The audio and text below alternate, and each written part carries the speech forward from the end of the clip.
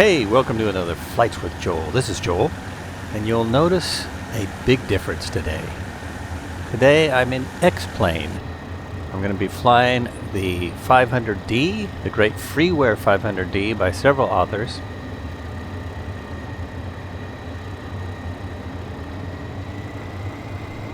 And I'm going to be flying around Oshkosh because there was a virtual Oshkosh event this year that was so terribly awesome. So I'm going to put a link to this Freeware scenery, and I'm just going to take a little tour around here. And what I did is I got in, they did the Fisk approach with the real world Oshkosh controllers. And you had hundreds of pilots flying in to land on three different runways. You had to follow half mile behind, 1,800 feet, 90 miles an hour. Very precision, but I just wanted to show that you can still have fun with this scenery. If you missed the virtual Oshkosh, I hope you make it next year, or the real Oshkosh would be even better. So this is the free scenery that they had for X-Plane. Now they had it for Prepare 3D as well, or FSX. It just was nowhere near this level of detail. The scenery for those flight sims is very old. I think I saw it a long time ago. But this they updated. They have lots of aircraft, even though some of the aircraft are the same. But look at all this. They have all these aircraft parked down here. They've got people with their tents. They have beautifully detailed taxi areas.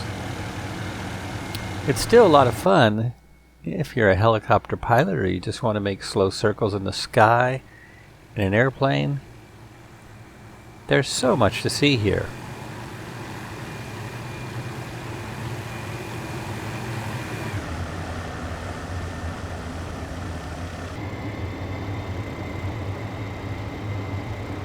I mean, check out all these aircraft down here. There's almost every variety, and when we were flying, when it was live on Pilot Edge, forgot to mention pilotedge.com. Pilot Edge and the EAA put on the event, and it was live ATC. It was absolutely incredible, but the scenery is still here and still incredible. Not only is there all this scenery here, but there's scenery of Fisk, the Fisk approach, and there's scenery of the town just before Fisk.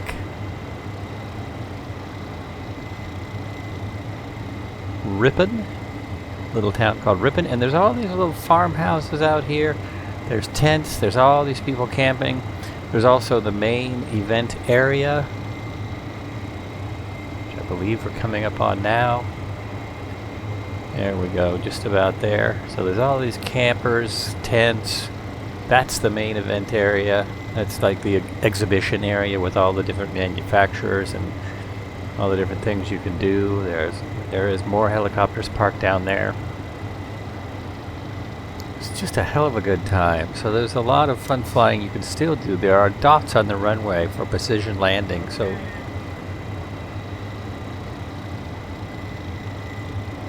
you can actually land two at a time. They were landing 2, sometimes 3 aircraft at a time.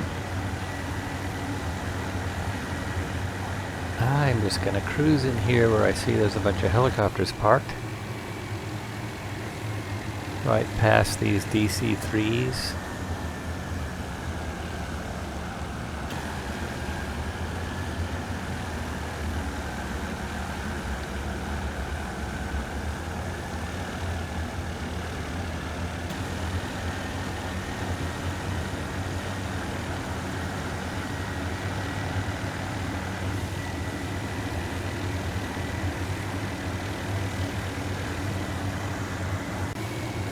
Try not to fly into this zero.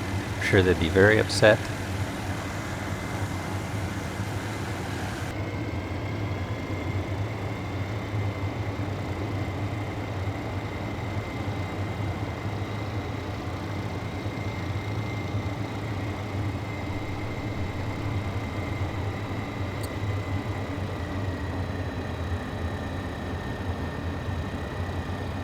lots of warbirds, some helicopters, tons of GA aircraft. So much fun.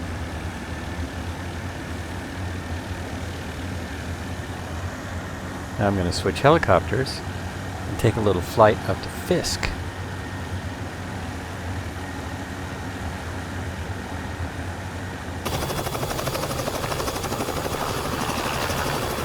So now I'm in the R66 by Vskylabs. So far, my favorite X-plane helicopter. And it's probably going to remain my favorite because I don't anticipate doing a whole lot more flying in X-plane, but we'll see. We shall see. The new flight sim coming out, I will probably be switching over to that. I have too many flight sims right now, but they're all fun.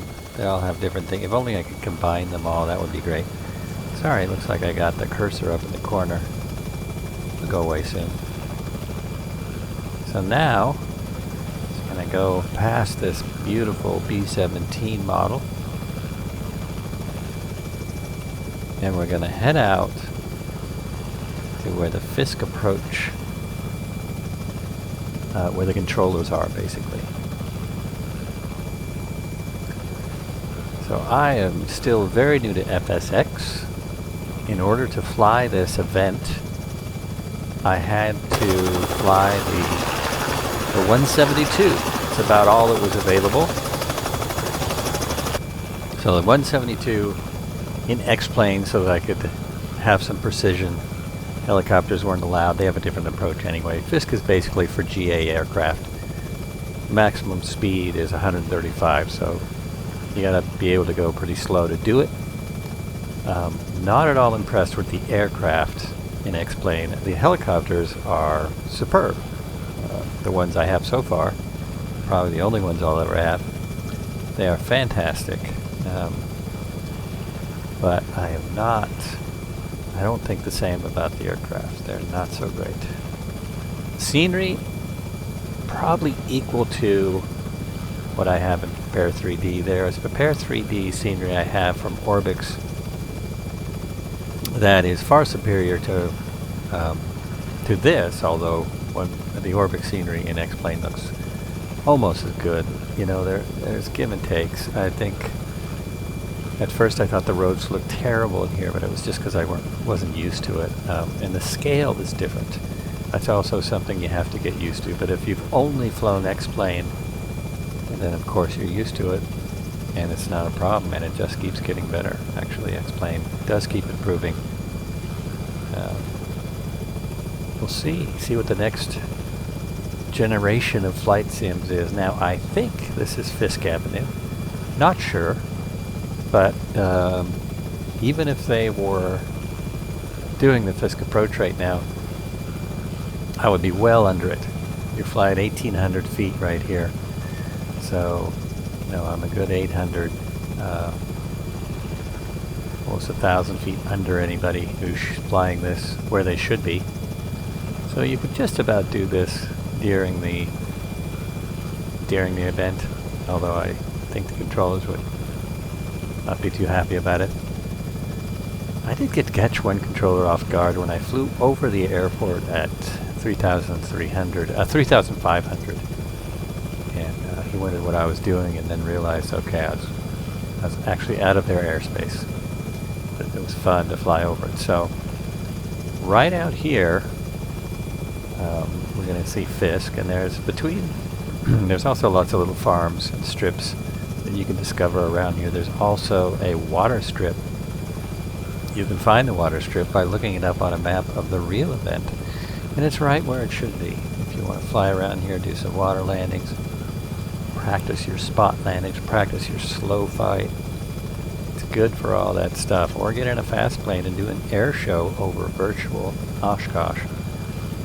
So coming up on Fisk, I was a little confused. This is a little bit tricky because I have never come from it from this side. Just ahead is Fisk.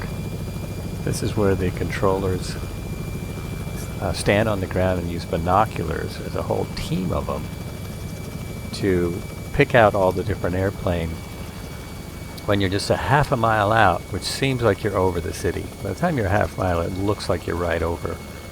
Then they're going to tell you either Fisk Avenue or the railroad tracks to proceed to the airport.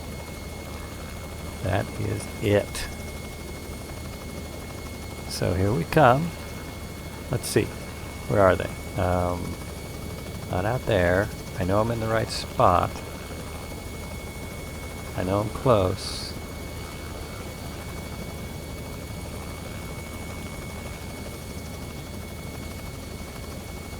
Alright, there we go. I saw the sign. I spotted it. I got him.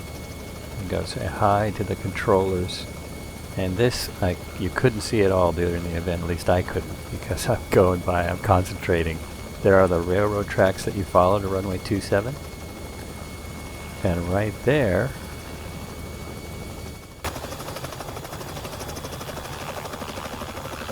is the sign. Hopefully I don't crash trying to fly outside my aircraft. There it is. So I have come to 0 airspeed. And I'm just going to bring it back in here. Because right by those big letters, it's all the controllers. So pilotedge.com is where I got all this information. There's probably still a NOTAM there. You can have a free trial, or you can, I think you can get the NOTAM if you want to check out this precision approach, just to have some fun. Here are the controllers. Lots of scenery to discover, especially if you're a helicopter pilot, but even if you fly planes. There's the people hanging out, and on the other side of them is the pink shirts. They're the ones looking at everyone through binoculars, telling us where to go.